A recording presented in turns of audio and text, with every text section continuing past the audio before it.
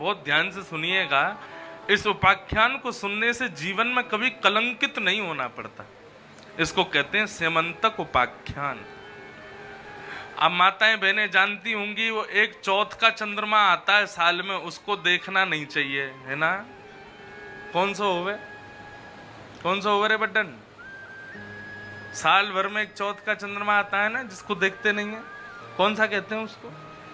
आषाढ़ में है? भादों में चौथ का चंद्रमा आता है, उसको देखने से क्या कहते हैं? कलंक लग जाता है, और जब भी आता है।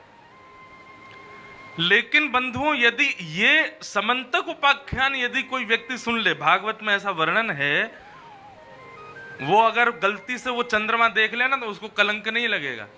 ये कलंक मुक्त कराता है ये कथा, स्यमंतक कथा, स्यमंतक उपाख्यान।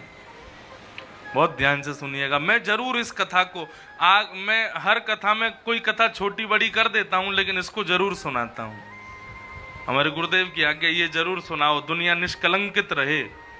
जितने श्रोता कथा में आए उन पे कभी कलंक ना लगे, ये इस कथा की महिमा है। तो बंधुओं, क्या हुआ कि द्वारिका में एक यादव रहता था, उसका नाम था सत्राजित।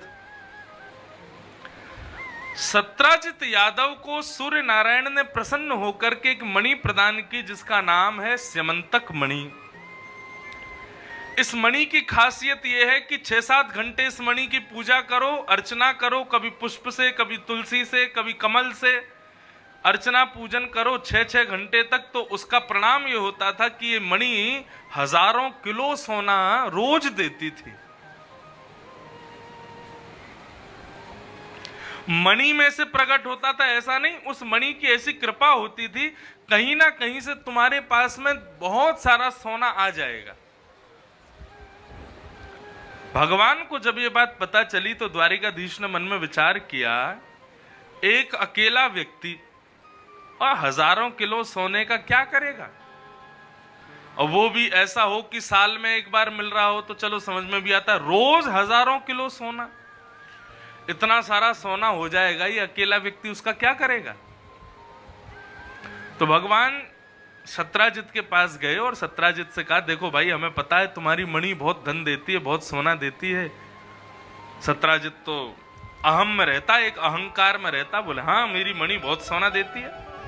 भगवान बोले, देखो हम एक शिष्टाचार की बात करें, इतने धन का तुम अकेले क्या करोगे? सत्राजित बोला, तो आप क्या कहना चाहते हैं, मुझे क्या करना चाहिए? बोले, एक काम करो, ये मणि जो है द्वारिका के कार्यालय में जमा करवा दो। हम लोग रोज इससे जितना धन निकलेगा, जितना सोना निकलेगा, उससे द्वारिका के लोगों का कल्याण करेंगे, नए नए स्कूल बनवाएंगे, नए नए वैद्यों के लिए, अब उस समय के अस्पताल होते होंगे तो अस्पताल बनवाएंगे, अच्छे अच्छे काम करवाएंगे। और सबसे बड़ी बात, द्वारिका आदि के लोगों को कर मुक्त कर देंगे, उनको कर नहीं देना पड़ेगा, टैक्स नहीं देना पड़ेगा। भगवान ने बहुत अच्छी बात बताई, लेकिन सत्राजित को यह बात सुहाई नहीं। सत्राजित बोला, मेरी मणि मैं किसी को नहीं दूंगा। भगवान बोले, जैसी तेरी इच्छा, हम तो बस ये चाह रहे थे कि तेरे द्वारा एक कल्याण हो जाएगा, लेकिन तेरी इच्छा नहीं देने की है तो मत दो। उसने मणि नहीं दी, भगवान वहां से चले गए। लेकिन सत्राजित का छोटा भाई प्रसेन एक दिन दुनिया को दिखाने के लिए गले में मणि पहन करके निकल पड़ा और सबको दिखाने लगा, देखो मेरी मणि कैसी, देखो मेरी मणि कैसी। घोड़े पर घूम रहा था, सबको दिखाता हुआ वो जैसे ही वन की ओर गया तो वन में जाते ही महाराज एक शेर ने उसको देखा और शेर ने उसका वध कर दिया और मणि शेर ने निकाल ली। आगे जाकर के उस शेर को एक रीछ ने मार दिया और मणि लेकर के रीछ चला गया।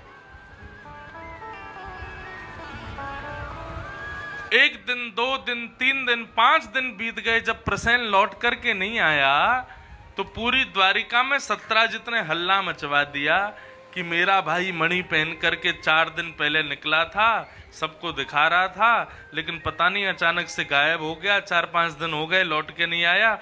मुझे संशय है कि द्वारिकाधीश की गलत दृष्टि थी मेरी मणि पर।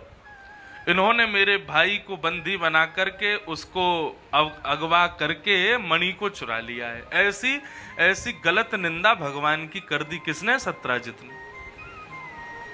भगवान पर कलंक लग गया। अब तो द्वारिका के लोग इस बात पर विश्वास कर बैठे, क्योंकि सबको पता था कि भगवान गए तो थे मणि मांगने, और वही द्वारिका के लोग जिनको बसाया भगवान ने, जो जिनको लेके भगवान आए, वही द्वारिका के लोग सब भगवान पर संशय करने लगे। बोले हो ना हो द्वारिकाधीश ने मणि अपने पास रख ली है और प्रसेन को बंदी बना लिया है। भगवान के कानों में जब ये बात पड़ी तो भगवान बोले कि भैया हमको इस कलंक से बचना है। अपनी संपूर्ण सेना लेकर के भगवान गए और वन में जाकर के प्रसेन को खोजने लगे। तभी थोड़ी दूर जाते ही प्रसेन मरा हुआ पड़ा मिल गया भगवान को। भगवान ने मणि खोजी तो मणि उसके पास नहीं मिली।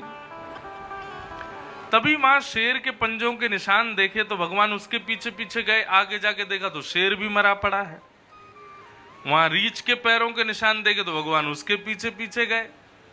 देखा तो एक गुफा में वो रीछ का चरण चिन्ह जा रहे थे, तो भगवान समझ गए कि रीछ इसके भीतर है। भगवान ने अपनी सेना से कहा तुम लोग सब वापस लौट जाओ, हम रीछ से लड़ करके आते हैं, मणि लेकर के आते हैं कैसे भी। सब सैनिक बोले प्रभु हम कुछ दिन तो इंतजार करेंगे, हम यहीं खड़े हैं, आप जाकर के युद्ध करके आओ। भगवान ने जैसे ही अंदर प्रवेश किया तो अंदर घुसते चले गए। अंदर जाकर के एक दिव्य प्रकाश देखा तो देखा वो मणि चमक रही थी। भगवान ने कहा देखो ये मिल गई। जैसी मणि उठाई तो महाराज एक रीछ ने आकर के भगवान पर हमला कर दिया। 18 दिन तक भगवान उसके साथ में युद्ध करते रहे। 18वें दिन भगवान के युद्ध से जब नस नस ढीली हो गई रीछ की तो भगवान के चरणों में प्रणाम किया। बोले हे मेरे द्वारिकाधीश, हे मेरे रघुनंदन श्री राम, मैं आपको बारंबार प्रणाम करता हूं। भगवान ने तुरंत उठाया। बोले भैया तुम हमको राम कह के संबोधित कर रहे हो, कौन हो तुम? तुरंत उनके नेत्र सजल हो गए। वो मुस्कुराने लगे और कहने लगे हे भगवान, मैं आपका अत्यंत प्रिय सेवक जामवंत हूं। जैसे ही जामवंत जी को देखा भगवान ने अपने हृदय से लगाया।